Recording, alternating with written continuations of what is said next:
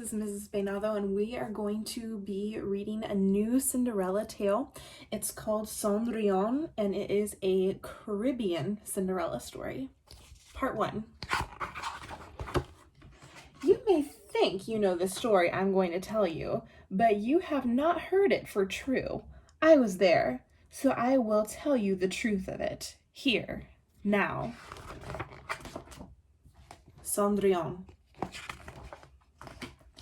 I live on a green island in the so blue Mer de Antilles, the Caribbean Sea. Long ago, when I was a child, my family was poor. When my mother died, she left me only one thing, a wand of mahogany. 3 taps will change one thing into another, my mother had whispered, but only for a short time, and the magic must be used to help someone you love. Of what use was this to an orphan like me, who every day struggled to find shelter and fill her belly? I could not use the wand. I had no one to love, and no one who loved me. When I grew up, I worked as a blanchisseuse, a washerwoman, scrubbing other people's sheets and shirts at the riverside, drying them in the sun.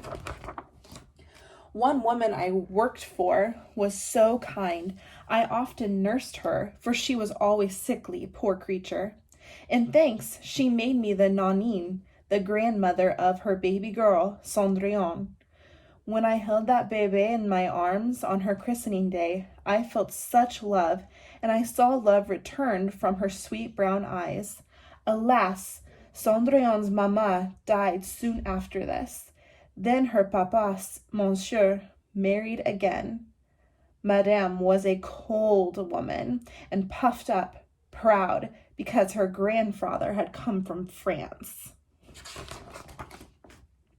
When a new daughter, Vidaline, was born, Madame gave a christening party for her rich friends.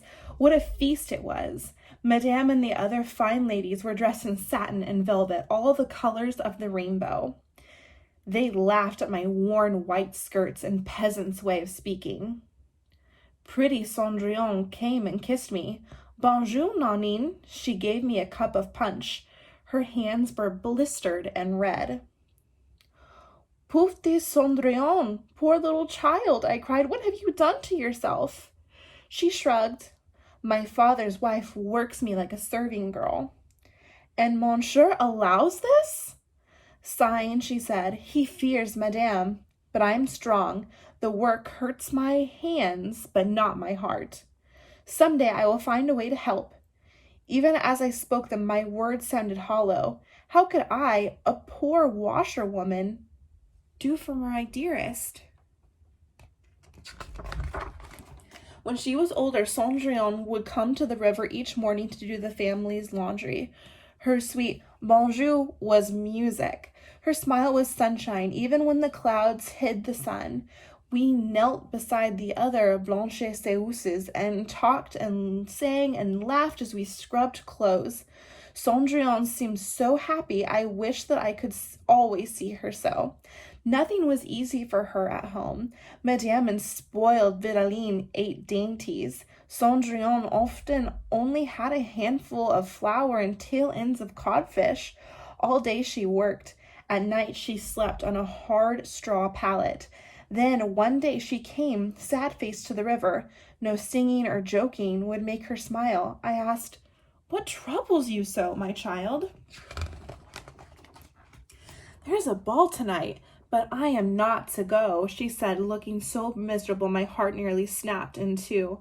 "Vidaline and Mama will go, but Mama says I'm lazy." "Does it mean so much to you, this ball?" "Oh, yes, Nanine," she cried. "It's a beautiful party for Paul, Monsieur's son. He is so handsome and well-spoken. He's like a prince, yet he is so kind." "Do not cry, dear one," I said, hugging her. "Tonight you will go to the ball." "For true?" "Upon my soul, I promise this," I said, though I was fearful of risking so much when I had no plan. But her smile lightened my heart. As she gathered up her laundry, I heard her singing. Long after she left, I sat watching the river. How am I to keep my promise? I asked myself. When I could think of no answer, I prayed to Bon Dieu, good God. And he answered because I began to think what I must do. It was dark when I reached home. I took my mother's wand from the shelf and hurried to my sweet Cendrillon. With a humble bubble at the house, Cendrillon's papa stood at the porch holding his good watch, while the coachman waited beside the family carriage. "We are late," Monsieur said, as if the fault belonged to me. Inside, Madame and Vidaline were shouting, "Cendrillon, find my shoulder scarf! Cendrillon, comb my hair!" I helped arrange Madame's gown while Cendrillon combed Vidaline's hair. Finally, they were off, away. Good riddance. Upon the instant, I told Cendrillon, "Now you will go to the ball." "But I have no carriage," she protested. "I have no gown." "Go to the garden and pick a feuilles pas," I said. The child looked at me as if she thought, "My poor Nanine has gone mad," but she found a big, round breadfruit.